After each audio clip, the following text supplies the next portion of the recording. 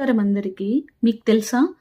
Recent WHO records ప్రకారం world మొత్తంలో 7-8 million జనాలు ఈ జబ్బుతో బాధింపబడుతున్నారని, అందులో ముఖ్యంగా 70-80% మన భారతదేశం వారు, అలాగే ఆఫ్రికా ఖండానికి చెందిన వారై ఉండడం నిజంగా మన దురదృష్టం.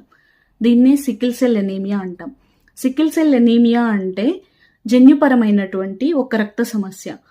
దీంట్లో హిమోగ్లోబిన్లో కొన్ని మార్పులు జరగడం వల్ల ఎర్ర రక్త కణాలు అనేవి ఉండవలసిన ఆకారంలో, అంటే రౌండ్ షేప్లో ఉండకుండా కొడవలి ఆకారంలో, ఇంగ్లీష్లో అయితే బైకాన్కేవ్ అంటాం, ఇలా మారిపోవడం వల్ల మన బాడీలో ఉన్నటువంటి ఆర్గాన్స్కి సరైన రక్త సరఫరా జరగకపోవడం వల్ల వచ్చేటటువంటి ఈ జబ్బుని సికిల్ సెల్ ఎనీమియా అంటాం.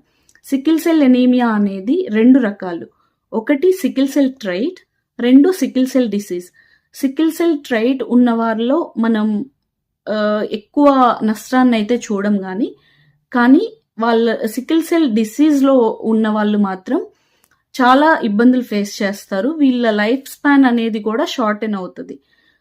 వీళ్ళ సికిల్ సెల్ డిసీజ్లో ఏంటంటే ఇంపార్టెంట్ ఆర్గాన్స్ మీద ఇంపాక్ట్ చూపించి చిన్నగా ఒకదాని తర్వాత ఒకటి డ్యామేజ్ అయిపోవడం చూస్తాం.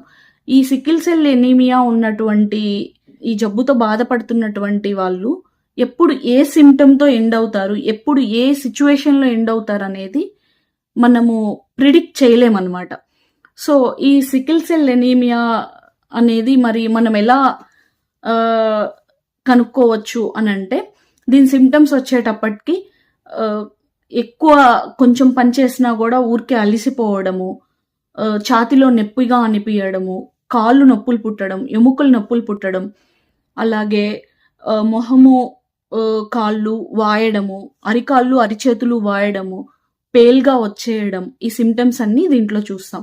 సో డయాగ్నోసిస్ ఏంటి, ట్రీట్మెంట్ ఏంటి అనే దాని గురించి పార్ట్ 2లో చూడండి. ధన్యవాదాలు.